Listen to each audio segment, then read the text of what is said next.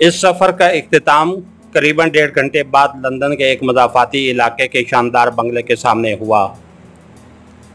ये लंदन का महंगा तरीन इलाका था, जहां आम आदमी फंकने की तसव्वुर भी नहीं कर सकता था। वडेरा सोलंकी की तो यही ख्वाहिश थी कि यह सफ़र कभी ख़त्म ही ना हो, क्योंकि मैडम ललिता उसके इतना नज़दीक बैठी थी कि सोलंकी को उसकी कुर्बत अपने रोई रोई में उतरती महसूस होने लगी थी। तमाम रास्ते जहां मैडम ललिता उसकी जिनसी हिवस को बातों के ज़रिए मज़ीद भड़काती आई थी, वहां उसने कमाल होशियारी से सोलंकी के लिसानी पार्टी की पॉलिसियों से मुतल्लिक ख्यालात का भी बखूबी अंदाज़ा लगा लिया था। वो इस नतीजे पर पहुंची थी कि सोलंकी और उस जैसे दूसरे गद्दारों की ज़िंदगी का सिर्फ एक ही मकसद था, और ये हिर्स व हवस के पुजारी अपनी डिमांड पूरी होने पर किसी के लिए कुछ भी करने को तैयार थे। उन्हें इस बात से कुछ गर्ज नहीं थी कि उन्हें पैसा देने और अपना उल्लू सीधा करने वाले कौन हैं, उनके मकासद क्या हैं, वो उनके ज़रिए उनके मुल्क की जड़ों को कितनी आसानी से खोखला कर रहे हैं। उन्हें सिर्फ अपनी नाजायज़ ख्वाहिशात की तस्कीन से मतलब था, और वो उसके लिए कुछ भी करने को तैयार थे। किसी को राह के हुक्म पर कत्ल कर देना, कहीं बम नस्ब कर देना, आपने परवरदा मफरूर मुजरमों से राह के डिमांड करदा किसी भी मकाम, मौका या शख्सियत पर गोलियों की बारिश करवा देना,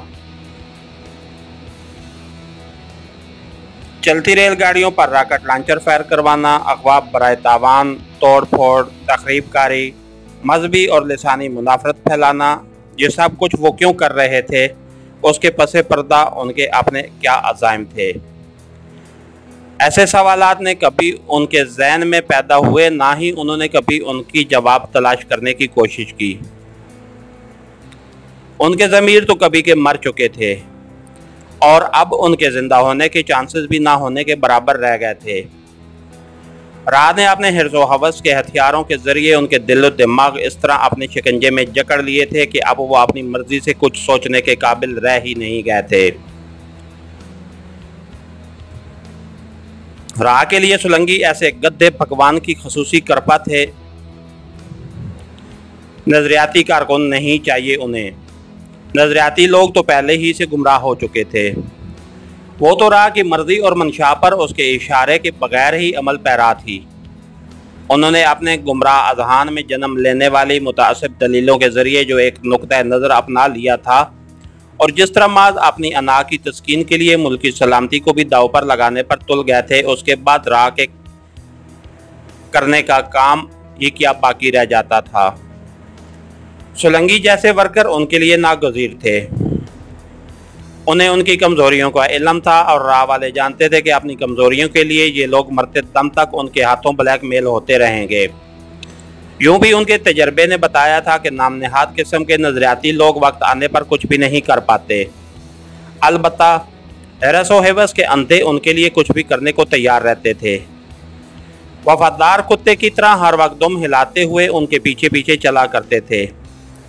साबका सरबराह का गैर मुल्की बैंक अकाउंट भी राह ने खुलवाया था, और अब वो यही जाल सोलंकी पर फेंकने वाले थे। रात की एक सह पैर ढल चुकी थी।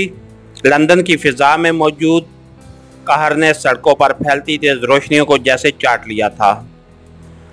मर्सिडीज की तेज हेडलाइट्स में भी चंद गज के बाद कहीं कहीं मंजर गायब हो जाते थे, और आंखों के आगे कहर का जाल तन जाता था।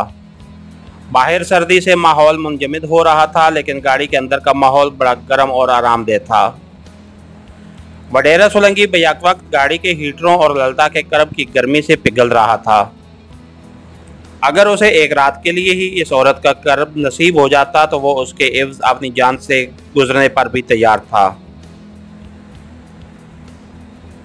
ललिता को भी यही गारंटी दरकार थी। उसने तब से अब तक एक ही कारनामा अंजाम दिया था कि सोलंकी की आतिश हफ्स को मुसलसल भड़काती आ रही थी। यही उसका काम था, और यही उसका मिशन। वो राह और भारत माता के लिए कुछ भी कुर्बान करने के लिए हर लम्हा तैयार रहती थी। उसकी इस कमिटमेंट के सामने बड़े बड़े एजेंट दम बखुद रह जाते थे। जिस काम के लिए वो महीनों मेहनत करते, वो ललिता एक रात या चंद दिनों में मुकम्मल कर देती। बेशतर शिकार तो उसने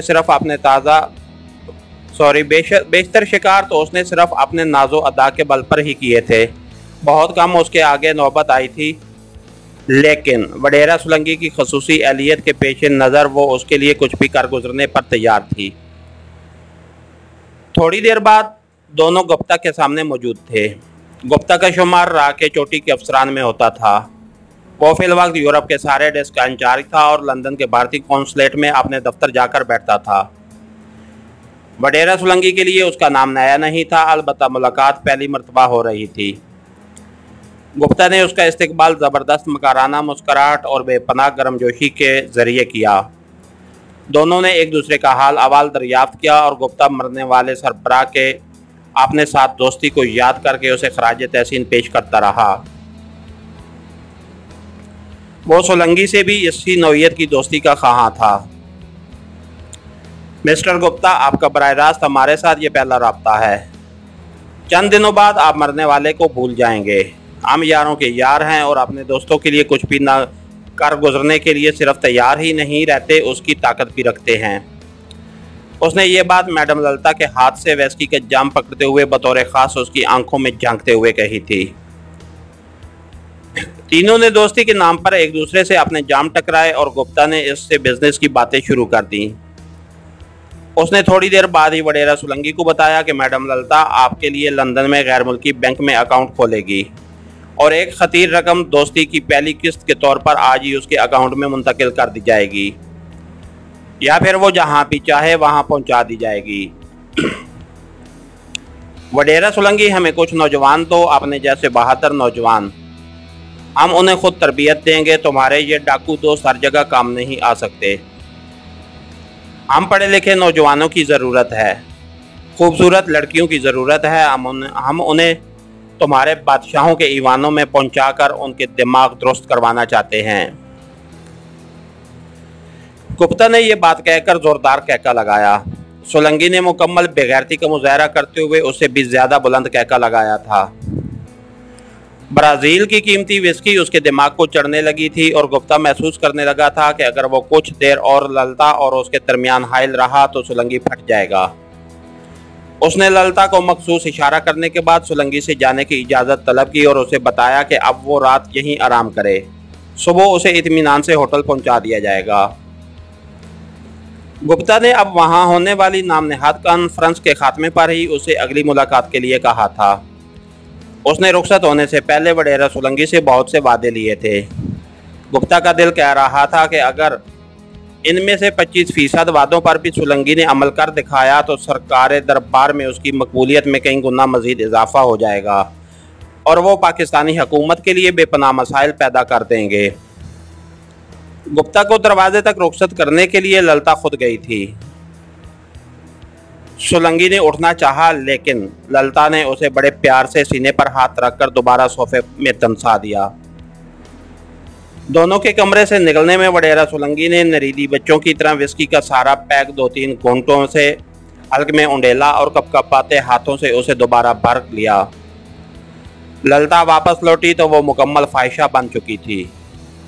चंद मिनट में ही उसने शराब के नशे में धुत अक्ल के अंधे और बेशुमार जिस्मानी अवारिस के मालिक लिसानी हारी के सरबराह वडेरा सोलंकी को चारों शाने चत कर दिया। इसके साथ ही हमारी आज के एपिसोड का इख्तिताम हुआ। कहानीगर चैनल को लाइक कीजिए, सब्सक्राइब कीजिए और बेल आइकन को प्रेस कर दीजिए ताकि हर आने वाली नई वीडियो आप तक बर वक्त पहुँच सके। शुक्रिया।